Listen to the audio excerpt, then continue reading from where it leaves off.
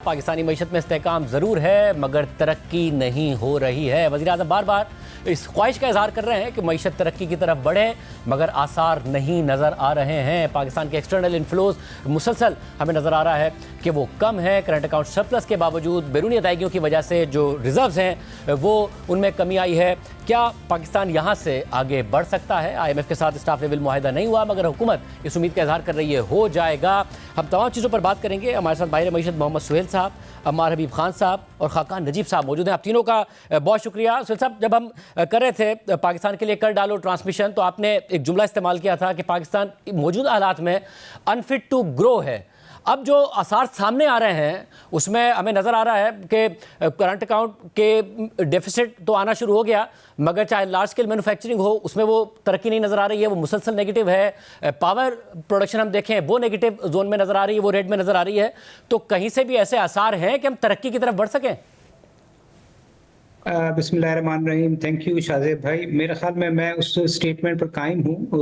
उसका कहने का मकसद ये था कि पाकिस्तान ऐसा फिट नहीं है कि हम 5%, 6% जो एक आइडियल या अच्छी ग्रोथ कहलाती है वहाँ जा सकें।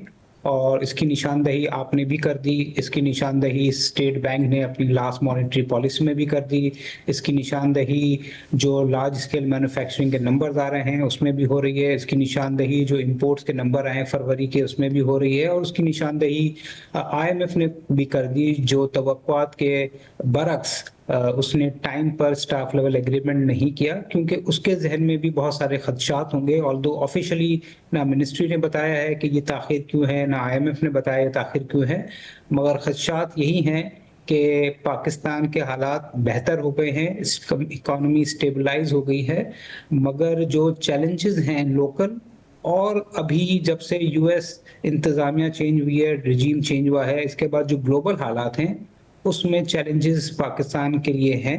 और बेहतर यही है कि Pakistan slowly gradually inclusive growth की तरफ जाए, ना कि हम पुराने बूम बस्ट साइकिल में फंस जाएं। तो मैं इस पर कायम हूं कि हमारे लिए 3% इस साल, 4% अगले साल और फिर 5% की ग्रोथ बेहतर है रादर देन अचानक से 5-6% हम ग्रो करें और फिर हम एक एक्सटर्नल अकाउंट के क्राइसिस में फंस जाएं। और जब आपने एक्सटर्नल अकाउंट की बात की सुहेल साहब, तो आमतौर पर यह ख्याल किया जाता है IMF के प्रोग्राम में हम होंगे तो हमें दूसरे जो मल्टीलैटरल इंस्टीट्यूशंस हैं उनकी तरफ से भी हमें जो फाइनेंसिंग है वो मिल जाएगी। अब IMF के प्रोग्राम में हम थे, किस्त हमें मिली हुई थी मगर उसके बावजूद टारगेट से बहुत कम पैसे मिले। पूरे साल का अगर हम रोल ओवर्स को माइनस कर दें $10.5 अरब का टारगेट, कोई 35% हमें शुरू के 7 महीने में पैसे मिले हैं। अब जबकि स्टाफ लेवल मुआहिदा पता नहीं कब जाके हो, उसके बाद बोर्ड अप्रूवल कब जाके हो, तो इनफ्लोज का डर रहेगा, रिजर्व्स बिल्डअप नहीं हो पाएंगे और अनसर्टेनिटी रहेगी फिर। जी, ये चैलेंज है। इसमें पाकिस्तान के अलावा मैंने कहा एक्सटर्नल हालात भी हैं। अब US में देखें, जब से ट्रम्प साहब आए हैं तो वहाँ का 10 ईयर जो ट्रेजरी है जो एक बेंचमार्क कहलाता है, अभी पिछले 1-2 महीने में 4.7 भी हुई है, 4.3 भी हुई है। स्टॉक मार्केट के हालात आप देख रहे हैं, S&P कोई 10% डाउन है, इंडियन मार्केट कोई 18-20% डाउन है। तो एक्सटर्नल हालात इतने साजगार नहीं हैं कि पाकिस्तान जो 10 साल पहले कमर्शियल बैंकों से बोरोइंग करता था या बायलैटरल मल्टीलैटरल कर रहा था, उसमें चैलेंजेस हैं। और अभी सेंट्रल बैंक गवर्नर ने रीसेंट एनालिस्ट मीटिंग में भी ये कहा कि एक्सटर्नल अकाउंट में पैसे जो तवक्कुआत थी उतने नहीं आए और जो टर्म्स पे शायद पाकिस्तान को चाहिए थे उस पे नहीं मिले। यानी पैसे तो मिल रहे हैं मगर शायद थोड़े से महंगे मिल रहे हैं, इस वजह से शायद हुकूमत ने बोरो नहीं किए। और ये IMF का जो स्टाफ लेवल है इसमें मुझे लग रहा है कि कम से कम 2 महीने लगेंगे मजीद पैसे आते हुए। तो इन 2 महीनों में भी जो दुनिया के हालात हैं और पाकिस्तान में जो सिचुएशन उसको देखते हुए लग रहा है कि एक्सटर्नल अकाउंट में जो प्रेशर है जारी रहेगा। $1 बिलियन रिजर्व ऑलरेडी गिर गए हैं और अगर ये 2 महीना डिले होता है तो बज़ाहिर लग रहा है कि थोड़ा सा फॉरेन एक्सचेंज रिजर्व पे भी प्रेशर आएगा और थोड़ा सा करेंसी पे भी हमने प्रेशर देखना शुरू कर दिया है। खाकान जी साहब, आपने वजारत ख़जाना में IMF से भी डील करके देखा है, IMF प्रोग्राम्स भी देखे हैं, शराइत पर इंप्लीमेंट होते भी देखा है, हुकूमतों को दावे करते भी आपने साल साल देख लिया कि आखिरी IMF प्रोग्राम होगा, इस हवाले से भी दावा किया गया। नाउ जहां हम खड़े हैं आपको भी अब कंसर्न नज़र आ रहे हैं कि स्टेबिलिटी तो हो गई मगर ग्रोथ के नंबर्स में तो रिफ्लेक्ट भी नहीं हुआ। मगर खुद मॉनेटरी पॉलिसी कमेटी के एलामिये में स्टेट बैंक ने भी लिखा कि जो एक्सटर्नल अकाउंट है उस पर प्रेशर्स बिल्ड होना शुरू हो गए।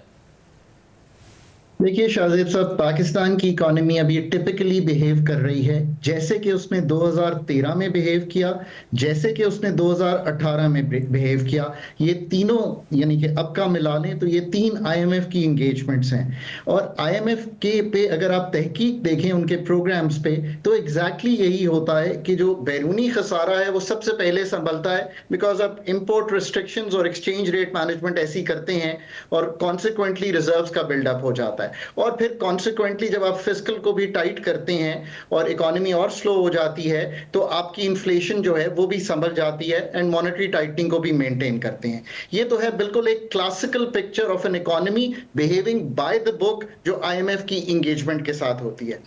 अब आईएमएफ की एंगेजमेंट का जो कॉन्सिक्वेंट रिजल्ट है वो स्लो हो जाती है। आपकी ग्रोथ 0.9% हो गई पहले क्वार्टर में, जो हमने अभी जुलाई से सितंबर का गुजारा, ऐसा ही होना था। अब बात यह है कि ये आपको एक वक्त और एक स्पेस देता है। ये जो लोग कह रहे हैं ना कि हम ग्रोथ नहीं कर पाएंगे, दुरुस्त कह रहे हैं, बिकॉज ये वक्त और स्पेस किस चीज की है कि आप, दुनिया ने जिस तरह ग्रोथ मॉडल को ठीक किया अपना, आप अपने ग्रोथ मॉडल को ठीक करने ये वक्त और स्पेस इसलिए मिली है कि जो मैक्रो स्टेबिलिटी है उसको यूज करते हुए इन्वेस्टमेंट रेशियो, प्रोडक्टिविटी फर्म्स की, एग्री की और लेबर की, दुनिया से कनेक्टिविटी, यानी कि भरोसा करना कि export engine is the problem not our imports. भरोसा करना इस बात पे कि जो इकोनॉमी 95% कंजप्शन पे हो और सेविंग्स ना हो रही हो, उसमें इन्वेस्टमेंट टू जीडीपी रेशियो नहीं बढ़ सकता। भरोसा करना कि जो दुनिया ने तरक्की की है वो एक capable management by a high quality set of technocrats, चाहे वो मनमोहन सिंह हो इंडिया में या वो 21 फिलीपींस के इकोनॉमिस्ट हो जिन्होंने उनकी कहानी लिखी, और आखिर में एक कमिटेड लीडरशिप। ये स्पेस आपके पास है। अब अगर तो इस स्पेस को प्रूडेंटली यूज करेंगे तो 5-6% की ग्रोथ 1.5-2 साल बाद, अगर मुल्क की पैदावारी सलाहियत बढ़ना शुरू हो गई और एक्सपोर्ट्स का 10 से 15-18% का पिकअप हो गया, तो आप चले जाएंगे उस तक। ये इतना मुश्किल है क्यों? अगर आसान होता तो हम आज तक एनर्जी सेक्टर का रिफॉर्म दिखा देते। अगर आसान होता तो हम डीरेगुलेशन, प्राइवेटाइजेशन कर देते। The country finds it hard. So ये मेरे लिए तो कोई नई बात नहीं है, बट आई रियली होप कि इस दफा ये सिचुएशन ऐसी ही हो कि जो मैंने चीजें एक्सप्लेन की हैं उनको ठीक करते हुए इस स्पेस को यूज करें। थोड़ी सी तशवीश मुझे ये हुई है कि जो आईएमएफ के साथ भी एंगेजमेंट हुई उसमें हमने फिस्कल का खसारा, मॉनेटरी टारगेट्स तो संभाल लिए, बट जब मैं पाकिस्तान की एंगेजमेंट स्ट्रक्चरल पाथ पे देखता हूं, चाहे वो एग्रीकल्चर इनकम टैक्स का निफाज हो, चाहे वो सॉवरन वेल्थ फंड को ठीक करना हो, चाहे वो फेडरल गवर्नमेंट का जो फुटप्रिंट है उसको नीचे देने की रिपोर्ट की, जिसे कहेंगे तसल्ली बख्श इंप्लीमेंटेशन में जाना हो, ये सब चीजें, even Pakistan now and then Tajir Dost scheme, जिसका क्या मतलब था कि हम टैक्स के बेस को बढ़ाते ताकि अगले बजट में आप पे और मुझ पे जो टैक्स का इजरा है और जो मैन्युफैक्चरिंग पे टैक्स का इजरा है उसको कम करते। So even within the programme जो स्ट्रक्चरल इश्यूज थे, they have moved but not moved the needle to the extent कि हम कंफर्टेबली कह सकें कि हम स्ट्रक्चर्स को तब्दील करने में कामयाब हो रहे हैं। लास्ट पॉइंट इज कि आईएमएफ एक कॉम्पिटेंट सेट ऑफ 9-10 लोगों के साथ आता है, जो कि मैंने एंकर किया है 13-16 का वो वाहिद प्रोग्राम जो पाकिस्तान ने कंप्लीट किया था। मेरी हमेशा ये advice to Pakistan authorities and एक और अथॉरिटीज जिनके साथ मैं ये काम कर रहा हूं, वो ये है कि अपना competent technical analysis, policy work और थर्ड जो इकोनॉमिक डिप्लोमेसी है उसकी तैयारी पूरी तरह रखिए, क्योंकि जो डिलेज होते हैं, जैसे अब लग रहा है कि शायद बजट को भी इनकैप्सुलेट किया जाएगा जब हम फाइनली पहुंचेंगे इस प्रोग्राम को तय करने के लिए। मैंने इस पे काफी आपके ही न्यूज में भी लिखा है, दूसरे अखबारों में भी लिखा है कि जो क्यूपीसीज, इंडिकेटिव टारगेट और बेंचमार्क्स को जब मैं देख रहा था तो मुझे उसमें सुखम दिखाई दे रहे थे। वन वुड हैव होप कि ये हम स्टाफ लेवल कर लेते, पर अब चूंकि बजट भी इतना करीब आ गया है तो ये एक महीना डेढ़ जो है ये एक मुश्किल टाइम पीरियड है, इन द सेंस कि हमें ये क्लोज भी करना है, बजट को भी क्लोज करना है और उसमें कुछ पॉलिसी की तरमीम, मैन्युफैक्चरिंग और जो हमारा सेक्टर है जिसमें आप कमाई करते हैं सैलरीड और नॉन सैलरीड में भी करना है। So that's Pakistan task ahead. और अमर, आप भी ज़ाहिर है लिखते रहे हैं इस हवाले से, कमेंट्री करते हैं इस हवाले से रहे हैं, आपको भी इस वक्त कंसर्न्स हो रहे हैं? स्टेबिलिटी तो थी और फिर जिक्र किया जा रहा था कि जी किसी भी तरीके से हमारे रिजर्व्स बिल्डअप होंगे, एक्सपोर्ट्स भी बढ़ेंगी, एक्सपोर्ट्स ऑलमोस्ट हमें फ्लैट नज़र आ रही हैं, रेमिटेंसेस ज़रूर बढ़ रही हैं, कि पाकिस्तानी इकॉनमी टेक ऑफ की पोजीशन में कतई तौर पर है नहीं किसी भी सूरत।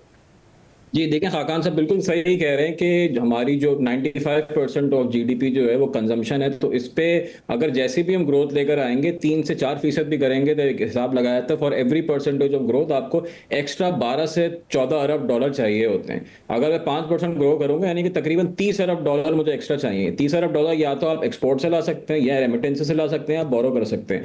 तो ये मोटा मोटा हिसाब है कि जब तक आप 30 अरब डॉलर एक्स्ट्रा लेकर नहीं आएंगे कहीं से, आप 5 या 6% ग्रो नहीं कर सकते। दिस इज एक बहुत बॉल पार्क एस्टिमेट में बता रहा हूं। जब तक वो नहीं आएगा, जब तक हमारे एक्सपोर्ट ओरिएंटेड बेस नहीं होगी, जब तक इन्वेस्टमेंट नहीं बढ़ेगी, हम इसी पे चलते रहेंगे। हाँ, एक ऑप्शन है कि हमेशा से जो हम करते आए हर 2 साल 3 साल बाद के इंपोर्ट ड्रिवन एक शदीद जो है ग्रोथ का एक्सपर्ट आता है, मगर वो कभी 2 साल में खत्म हो जाता है, कभी 6 महीने में खत्म हो जाता है। तो अभी भी अगर हमने ये करा तो ये 6-8 महीने से ज्यादा ग्रोथ का स्पर्ट नहीं चलेगा और डॉलर फिर हमारे नीचे हो जाएंगे रिजर्व, और फिर जो है अगले 2 साल तक हम एक ट्रैप में फंस जाएंगे। तो बेहतर यही है कंसोलिडेट करें पोजीशन और आहिस्ता आहिस्ता करके जो है ग्रोथ की तरह जाए, specially productivity oriented growth, export oriented growth और investment as a percentage of GDP, उसको बढ़ाना तो शदीद जरूरत है। उसके बगैर कंजम्पशन ओरिएंटेड इकोनॉमी में आप ज्यादा ग्रो नहीं कर सकते। मतलब अगर अमर, जब आप कह रहे हैं कि इन्वेस्टमेंट बढ़ाने की जरूरत है, इस वक्त जो ऑलरेडी सेक्टर्स हैं वो नहीं परफॉर्म कर पा रहे हैं, कैसे हुकूमत इसको पुश करे कि वो सेक्टर्स, लार्ज स्केल मैन्युफैक्चरिंग है वो रेट से ग्रीन में आ जाए, मजीद इन्वेस्टमेंट की तरफ मामला जाए? देखिए बिल्कुल इसमें हो सकता है। अभी मतलब जैसे ग्लोबली जो है यू कैन सी एक शिफ्ट मेजर आ रहा है। टैरिफ्स की वजह से बहुत सारी ऐसी इंडस्ट्रीज हैं जो कि दूसरे मुल्कों में वायबल नहीं है मगर यहाँ पे हो सकती हैं। यहाँ पे ये पॉसिबिलिटीज भी हैं कि हमारे पास सरप्लस पावर है, जिसकी हम हमेशा बात करते रहते हैं। सरप्लस पावर को बहुत सारी एनर्जी इंटेंसिव इंडस्ट्रीज में लगा सकते हैं। बहुत सारी ऐसी बातें भी चल रही हैं कि मेजर जो मेटल्स हैं वो अब यहाँ पे वायबल हो गए प्रोड्यूस करना। तो काम उस पर ऑलरेडी हो रहा है मगर इसको थोड़ा सा एक्सेलरेट करने की जरूरत है। तो जहां तक आपने बोला कि जी वो तो और ऑटोमेटिकली बढ़ नहीं रही है, वो इसलिए नहीं बढ़ रही क्योंकि ऑलरेडी हम अपनी कैपेसिटी पे एक हद तक पहुंच गए, 80-85% कैपेसिटी पे हम चल रहे हैं। तो नई इन्वेस्टमेंट की जरूरत है और उस चीज को प्रमोट करना चाहिए, बजाय इसके कि जैसे हर थोड़े दिनों बाद हम सोचते हैं कि जी रियल एस्टेट को प्रमोट कर दें, इसको करते हैं। इसके लिए कोई टैक्स ब्रेक्स हो, जैसे हमेशा एक बात होती है कि जो कॉर्पोरेट टैक्स रेट है वो इतना ज्यादा है, overall tax rate formal business का इतना ज्यादा है कि नेक्स्ट टू इम्पॉसिबल कि आप कोई भी वायबल बिजनेस यहाँ पे चला सकें। That is what needs to be sorted. मतलब और सुहेल साहब आप बताइए, क्योंकि एक बात ये भी कही जाती है कि जी पाकिस्तान का कैपेसिटी प्रॉब्लम नहीं है, कैपेसिटी है इस वक्त, मगर उसके बावजूद यूटिलाइजेशन पूरी तरीके से नहीं है क्योंकि एक्सपोर्टर्स हो, इंडस्ट्री हो, उस पर हैवी टैक्सेस हैं, हैवी एनर्जी प्राइसेस हैं, इसलिए वो नहीं परफॉर्म कर पा रहा है। आप इसको किस तरीके से देखते हैं कि मजीद इन्वेस्टमेंट आए और एक्सपोर्ट्स पाकिस्तान की बढ़े, क्योंकि वो तो नहीं नज़र आ रहा कि एक्सपोर्ट्स बढ़ रही हूँ? देखें, एक्सपोर्ट्स में कुछ ग्रोथ जरूर है मेरे ख्याल में। अगर हम 7-8% की ग्रोथ हमने एक्सपोर्ट्स में देखी है, मगर ये पोटेंशियल है कि अगर 10 से 20% हो तो बहुत अच्छा हो जाएगा। और आपने बजा फरमाया कि कुछ सेक्टर्स हैं जहां पे यूटिलाइजेशन कम है, जो कैपेसिटी है वो ज्यादा है। उसके मेरे ख्याल में 3 रीजन हैं। एक तो अमार ने बताया कि टैक्सेस ज्यादा हैं, बिलखुसूस जो एक्सपोर्ट ओरिएंटेड में जो बजट में टैक्सेस लगे उसकी वजह से वो कंपेटिटिव नहीं रहे। दूसरे एनर्जी के इश्यूज हैं, इसीलिए जो आईएमएफ का जो डिले हुआ है, मुझे लगता है कि उसमें एनर्जी रिफॉर्म्स भी शामिल होंगे। एक तरफ गवर्नमेंट कह रही है कि हम 8 रुपए पर यूनिट कम करेंगे, दूसरी तरफ गवर्नमेंट कह रही है कि हम 3 रुपए सर्कुलर डेट जो क्लियर कर रहे हैं उसकी पद में लगाएंगे। तो वैसे ही टैरिफ ज्यादा है और क्लैरिटी भी नहीं है एनर्जी सेक्टर पे। और तीसरा जो है मेरे ख्याल में कॉन्फिडेंस अभी भी इकोनॉमी में वैसा नहीं आया जैसा आना चाहिए। तो अगर ये तीनों चीजों को एड्रेस करेंगे तो मुझे लगता है कि जो लार्ज स्केल मैन्युफैक्चरिंग है, जो हमारी तवक्कुआत थी कि जब इंटरेस्ट रेट 12% हो जाएंगे तो पिकअप करना शुरू करेगी, वो पिकअप कर रही है मगर उस रफ्तार से नहीं कर रही जो हमारी एक्सपेक्टेशन थी। तो आपका कहना कुछ हद तक बजा है कि कैपेसिटी है, उसमें प्रोडक्शन बढ़ाई जा सकती है, मगर ये 3 रीजन हैं जिसकी वजह से शायद हम कैपेसिटी यूटिलाइजेशन 100% नहीं पहुंच पा रहे, और इसके लिए इन तीनों को एड्रेस करने की ज़रूरत है। जी खाका साहब, हुकूमत एक्सपोर्ट की बात करती है, इंडस्ट्री कह रही है कि जी हम तो बहुत मसाइल का शिकार हैं। एक्सपोर्ट इंडस्ट्री वेरे ट्रेडिशनली भी कभी ऐसा नहीं हुआ कि वो बहुत खुश हुए हों, मगर इस वक्त भी उनकी तरफ से यही है कि हालात ख़राब हैं, मिलें बंद हो रही हैं, यही बात की जा रही है। तो हम कैसे आगे बढ़ सकते हैं और एक्सपोर्ट बढ़ा सकते हैं? देखिए ना, एक तो बात यह कि इंडस्ट्री को भी समझना चाहिए कि सिर्फ ये कहना कि 9 सेंट की बिजली चाहिए is just touching the base of the problem. असल प्रॉब्लम जो है वो पाकिस्तान के एनर्जी सेक्टर की तंजीम में ना हो है। उनको अगर अथॉरिटी से मांगना है तो वो ये मांगे कि 2002 की पॉलिसी, 94 की पॉलिसी और 15 की पॉलिसी, ये तीनों power policies have not done well in Pakistan. What is it the next policy that will prevent कि हम आने वाले वक्तों में ये गलतियां ना करें? उसके लिए क्या आपको एक प्रोफेशनल एनर्जी मिनिस्ट्री चाहिए? आई थिंक के चाहिए। क्या आपको यूनिफाइड रेगुलेटर चाहिए? बिल्कुल चाहिए। क्या आपको एक प्राइवेटाइज्ड एनर्जी मार्केट चाहिए? चले प्राइवेटाइज नहीं करते, मैं आपको जरा डीपर सॉल्यूशंस की गुफ्तगू करूं। आप इन सब डिस्कोस का जो टैरिफ है ना, वो मुल्क का अलग-अलग कर दें। अगर कोई डिस्को ए है, उसके ये लॉसेस हैं, तो उसका टैरिफ ये होगा। ये जो हम टीडीएस में 200 अरब रुपए के करीब देते हैं और क्रॉस सब्सिडाइज करके बराबर कर देते हैं, competition within the government ही आने दें। चाइना एग्जैक्टली जो स्टेट ओन एंटरप्राइजेस चलाता था ना, जरा दुनिया से सीखिए, वो इनमें कंपटीशन क्रिएट करता था। अब मैं आपको ये कह रहा हूं कि make the hard calls, make the deep reforms. दोस्त भी जो मेरे कह रहे हैं वो ये कि रिफॉर्म्स हो रहे हैं, ये नहीं है, authorities are always working, but the depth and the breadth of the reform energy sector का ही जो मैंने अभी आपके सामने रखा है, इसी तरह इतनी आसानी से ये प्राइवेटाइज नहीं होंगे। सो हमें विद इन द सिस्टम इनको कंपेटिटिव बनाना पड़ेगा। फिर आप देखिए ना, अगर आप कोई दुनिया से अलहदा नहीं है तो आप ये तो मानिए कि दुनिया में अगर गवर्नमेंट एफिशिएंसी की गुफ्तगू हो रही है तो आप भी फौरी तौर पे अपने सब्जेक्ट्स को डिवॉल्व करके अपना जो फेडरल बजट है उसको मुस्तहकम करने की कोशिश करें। That will create certainty into the economy और आपको टैक्सेस का बोझ कम करने में मदद मिलेगी। एक्सपेंडिचर का रिफॉर्म अगर आईएमएफ नहीं कह रही तो हमें कर लेना चाहिए। आपको स्पेस मिली हुई है, वक्त मिला हुआ है। फिर मैं कई दफा कहता हूं कि पाकिस्तान इकोनॉमी खड़ी है जहां पे वॉशिंगटन का कंसेंसस का जो पहला डॉक्यूमेंट था, प्राइवेटाइजेशन, डीरेगुलेशन, लिबरलाइजेशन और एक्सपोर्ट इंडस्ट्री में एफडीआई लाना, ये लाना जरूरी होगा ताकि आप एक्सपोर्ट बेस को बढ़ा सकें। अब इस तरह करने के लिए आपको अगर दोबारा रियल एस्टेट की गुफ्तगू करेंगे ना, तो इंसेंटिव स्ट्रक्चर चेंज करना है हमने, from people saving into the real estate और investing into the real estate instead of making a shoe and selling it somewhere abroad. इसी तरह जो बहुत हमारी एग्रीकल्चर की पैदावारी सलाहियत है, जो कहीं पे 1/3 है और कहीं पे आधी है, फ्रॉम आर ओन बेस्ट। मैं दुनिया की भी बात नहीं करता, हमारा जो अच्छा प्रोग्रेसिव फार्मर है और जो हमारा नॉन प्रोग्रेसिव फार्मर है। अगर आप आज फिर 5-7 मिलियन बेल्स कॉटन पे आ जाएंगे जबकि आप 12 को टेस्ट कर चुके हैं, तो then you have to really think कि ये क्या मसले हैं। ठीक है, और मैं और अमर, आप क्या कहिएगा? आप भी रिफॉर्म्स पर लिखते रहे हैं, आपको रिफॉर्म की कोई एफर्ट नजर आ रही है किसी भी एरिया में जिसकी वजह से कहा जा सके जी कि आगे बढ़ रहा है मामला? रिफॉर्म्स हो रहे हैं मगर रिफॉर्म्स जो है बहुत स्लो पेस है।